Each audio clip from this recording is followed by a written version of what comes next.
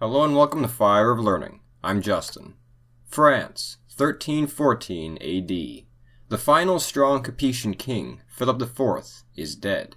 Some said he was cursed by the Templar Knights. To the superstitious, it would certainly seem so. All of Philip's direct heirs died young, and in 1328 the throne had to pass to a more distant relative. Despite centuries of successes, France was now faced with a question that would tear the kingdom apart. To whom would the throne pass? Philip of Valois or Edward III, King of England? This question would lead to war, 100 years of it. Before we begin, I would like to thank Michael Snow, Paweł Tarbaj, Ton Eshui, and Steve Jankowski for being our most recent supporters on Patreon. They join these supporters who make these videos possible. The year is now 1328. Two men stand in line for the French throne. The closest male relative was Charles IV's nephew and Philip's grandson, Edward III, who had become King of England the year prior. However, as one might expect, that would lead to some serious issues. The French, reluctant to become the subjects of the King of England, cited Salic law, claiming that the right to succession could not be transferred to another by a woman who did not herself possess the right, in this case, Charles's sister. Hope remained for a third solution, though, as Charles's widow was still pregnant with his heir. Philip was, for the time being, therefore, named regent. When she gave birth to a daughter, he became full king. The throne therefore passed to Philip of Valois, a cousin, who became Philip VI.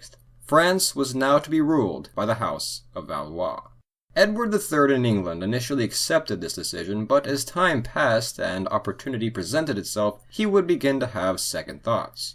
Opportunity, though, did not merely present itself. It was, frankly, shoved in his face. Tension grew when Philip VI announced support for England's enemy, David II, King of Scotland. Years later, England, in turn, provided refuge for a political enemy of Philip, Robert III d'Artois. The direction of the wind became clear, and the two sides began preparing for conflict.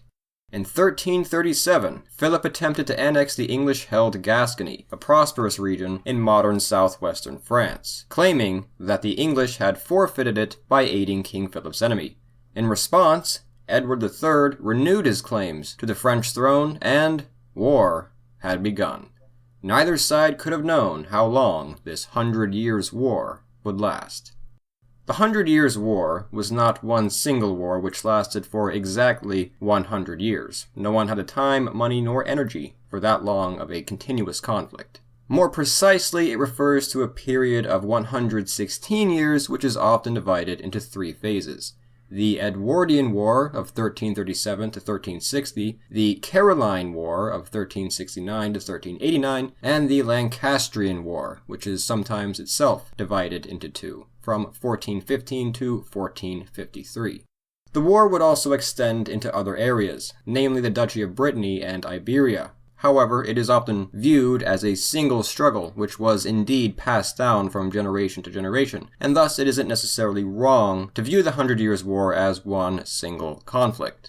In 1337, the Edwardian phase of the war had begun. Edward III began raising money and planned to invade France from the north, while Gascony held its ground. The Gascons preferred the English to their French neighbors simply because the English king interfered with their autonomy less. The delay worked in the favor of both France and its close medieval ally Scotland, bound together by the Auld Alliance, and facing a mutual enemy.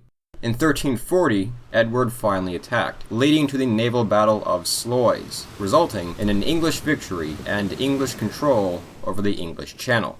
There was a brief truce not long after, but nearby civil war in Brittany brought the conflict back on.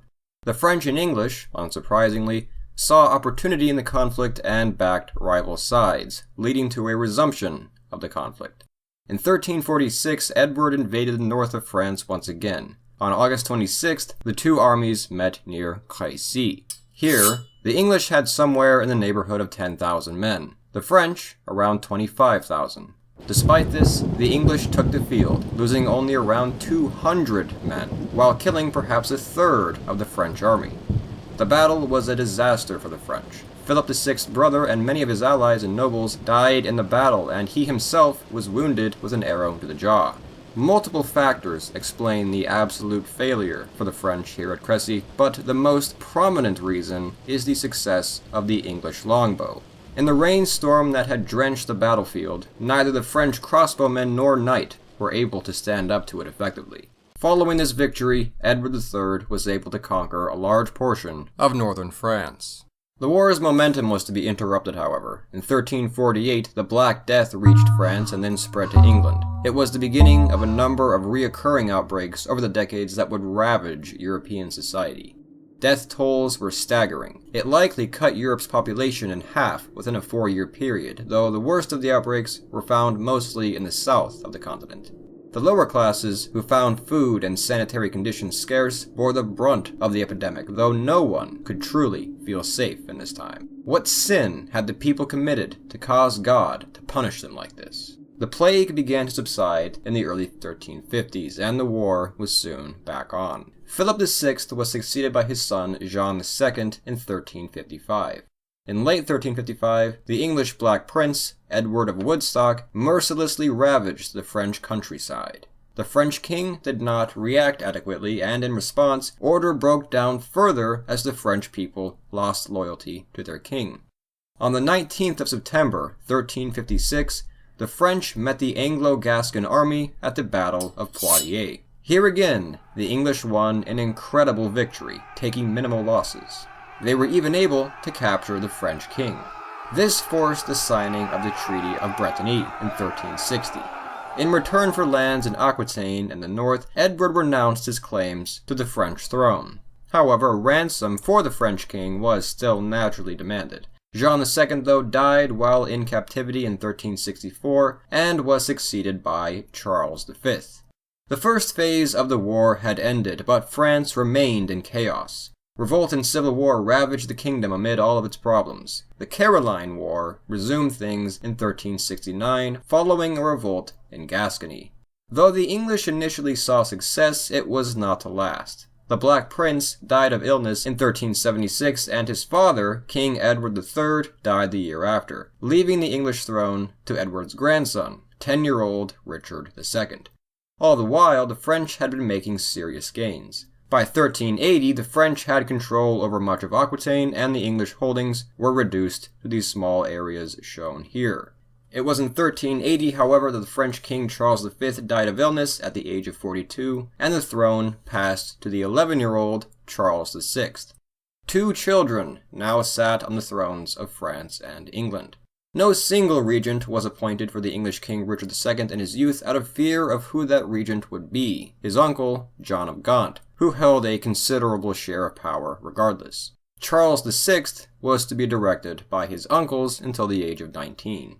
With Charles V gone, the French began to falter. Revolts in both England and France once again sprouted up over increased taxation to fund the wars. The war continued through proxy wars in Iberia, but soon another peace became favored as both sides lacked the vigor and stability to continue. Peace was made in 1389. Again, though, this did not mean stability. Charles VI was slowly gripped by psychosis. He was eventually unable to remember who he was and suffered a delusion, among many others, that he was made of glass and that he would shatter if he came into direct contact with another person. He ran wildly around his palace and had to be confined to his room. Clearly, he was not able to rule. With this development, another regency was required, but the question of who would fill this regency brought France back into another civil war. In 1413, the English king Henry V was crowned. In August of 1415, he invaded France. The war was back on, this phase being the Lancastrian phase. A prolonged siege at Harfleur at the outbreak of the conflict weakened the English army and forced Henry V to march back to English-held Calais. On the way, though, the French attacked them. The two armies met on a muddy field to fight what would be the Battle of Agincourt. The numbers at Agincourt are disputed heavily, but the English likely had an army of around 7,000 men. The French had somewhere around 20,000. In a battle reminiscent of Crécy, now 71 years prior, the English took the field, losing a maximum of 600 men while killing 6,000 Frenchmen, including many of their leaders. They took so many French prisoners that there were evidently more French prisoners than English soldiers. Fearing a revolt, Henry ordered them all to be killed. Another catastrophe for France. But despite this victory, Henry still lacked the manpower and supplies to continue, and continued on to Calais. But he would return in 1417. Upon his return, the English captured substantial territory in Normandy. To make matters worse, French internal instability continued, as the Duchy of Burgundy took Paris, then joined the English side in 1419, after their duke was assassinated by the French Dauphin, or prince. The French were forced to sign the Treaty of Troyes in 1420, which stated that Henry V was the heir to the mad French king Charles VI. Charles's son was disinherited, and his daughter Catherine was to marry Henry V. Though French and Scottish resistance continued, it seemed that the English were finally achieving the long-awaited throne of France. However, by chance, history was redirected from its expected course. Henry V, King of England and heir to the French king, died before Charles VI at the age of 35, likely from dysentery or heat stroke. His son and heir, Henry VI, was not even a year old yet. The mad King Charles VI died a few months later. Succession to the French throne was again to be contested as the Dauphin, now King Charles VII, claimed it for himself. At first, the French resistance's odds still did not seem very good. They and their Scottish allies suffered a crushing defeat at the Battle of Verneuil in 1424. In 1428, the English laid siege to the city of Orleans. By now, the very nature of war was changing, as early gunpowder, in the form of cannons, was making its debut. Both sides were determined to bring this contest to its conclusion. From this chaos would emerge a hero of French history from the unlikeliest of backgrounds, a 16-year-old peasant girl, Jeanne d'Arc, Joan of Arc.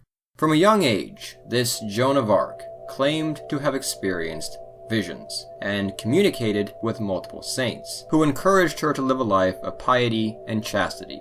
Eventually, however, as she came of age, she claimed that the saints revealed to her that God had chosen her for a special quest, to expel the English from France. As she accepted her mission, she went to see King Charles VII.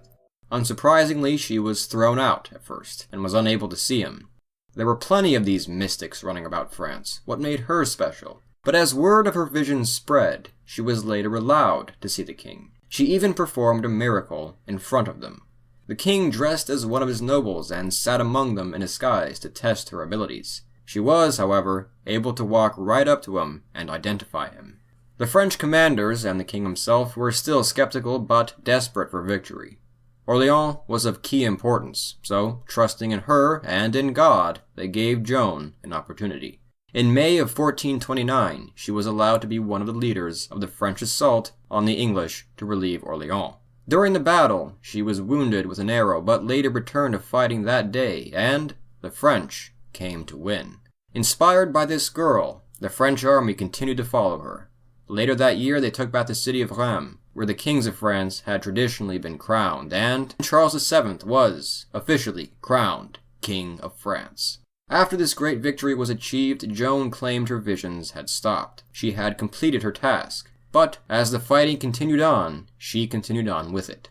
At the siege of Compiègne, though, in 1430, she was captured by the Burgundians. The king, whom she had so loyally served, Charles VII, did nothing to ransom her, and so the Burgundians sold Joan to the English. The English, in possession of their great enemy, convicted her of heresy, and the Maid of Orleans burned at the stake on May 30th, 1431, at the age of 19. Pope Calixtus III later posthumously retried Joan of Arc, where she was vindicated. Centuries later, she was made a saint, but for the time being, no one could save her. France's comeback, however, could not be stopped. In 1435, the Burgundians broke off their alliance with the English and recognized Charles VII as King of France. In the coming decades, the French saw continued success against the English. On July 17th, 1453, the Battle of Castillon was fought. Here, the French crushed the English, taking only around 100 casualties while killing, wounding, or capturing 4,000 enemy. Though no official treaty was signed until 1475, this battle is often seen as the true end of the 100 Years' War. The English were repelled from France, limited only to Calais and the Channel Islands. Though the English would claim the title of King of France until 1803, the dispute was settled. France had saved itself. The war ended in a changing world, however. As one of the last great conflicts of the medieval era, a new world of change, progress, and renaissance was emerging on the continent. 1453 was also the year the city of Constantinople fell to the Ottoman Turks. Accordingly, the year is often cited as the dividing year between the medieval world and the modern world. How would France fare in this modern world, though? In our next video, The Empires and Republics of France, we will cover French history in an hour-long presentation from this year, 1453, up to the modern day. So stay tuned for that. It will be up in just a few days.